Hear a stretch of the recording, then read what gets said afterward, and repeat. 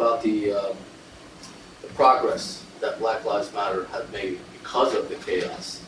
I mean, it seems like we've rewarded them. So Yes. this is a big achievement, accomplishment. Sure, it's exactly the same way the communists made progress in Russia, the chaos in Russia around whatever the turn of the century.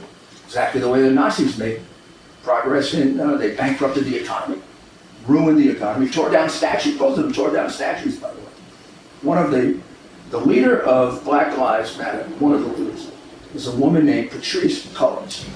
Patrisse Cullors is quoted, don't know if she wants this out now, but about 5 years ago, very proudly saying that she is a very, very well-trained Marxist. That she's been taught Marxist tactics, Marxist philosophy, and they're going to follow that. Well, they're following. The theory of Marxism and taking over a society and destroying it is first develop hatred for their country.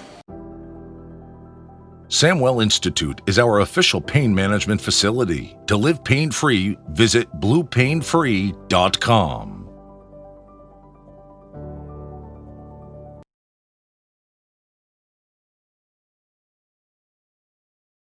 So let me ask you this then. How effective do you think this strategy is, this lawlessness, violence, uproar, or whatever? How effective do you think this will be in terms of the president winning and losing the election? Well, I think that there's people saying, what can we do about it? We've got a man like de Blasio, he's in office, virtually he invites crime. He creates crime. I've never heard of a mayor creating crime, he doesn't. You let 8,000 people out of jail. And you say, you have a definition of violent criminal that misses not just drug users, drug dealers. And you guys, drug dealers are violent criminals. They carry guns and they shoot. That's part of the business. He released rapists. He released the guy and 4 days later did another rape. So he has created some of the crime. Plus the bail laws that he and Cuomo passed creates the rest of the crime. Then he did away with our best undercover unit. That was the single biggest contributor to reducing gun violence. Since the day they've left, gun violence has gone up by 138%. First day they left to now, 138%. We've had 2 days since they left in which we had a shooting every 24 hours. And each weekend we get closer to Chicago. It's like he wants to overtake Chicago in shootings. This weekend we went up to 68, they had 80. We used to have like 8 on a weekend. We're up to 68 shootings on a weekend. And Chicago has come down from 100 to 80. I mean, I expect in the next 2 weeks we're going to match Chicago. And de Blasio will probably have a party. And it almost seems like he's doing it deliberately. Why do you think people don't see what you see? Because they are brainwashed by the media. Finding the right business is now easier. Check out visitblue.com, the online first responder friendly business directory.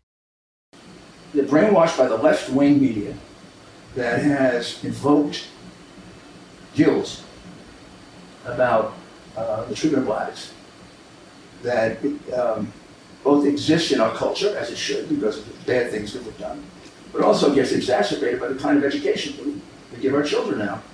The New York Times began a curriculum 2 years ago, rewriting our history. And it's written all from the point of view of how bad we are, because we were slaveholders.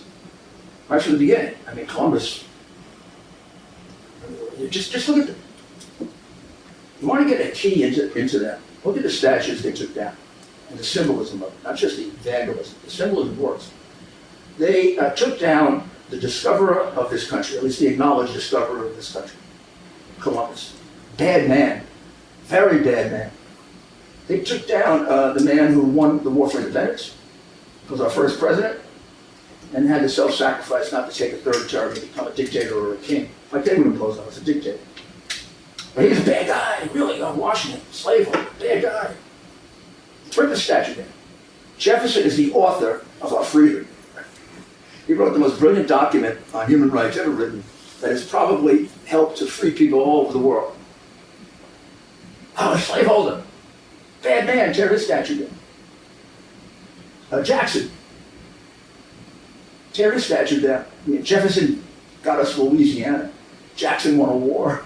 And then, of all things, Abraham Lincoln, the great emancipator, and the guy who fought and died, really, for preserving our union. Basically, they're saying to us, you don't have any heroes, America. It's all bull. This whole thing, you're a great land, and you were founded by an evil man. You had a first president was an evil man. The guy who wrote your founding documents was an evil man. Even the man that emancipated us, we don't know anything, he was an evil man.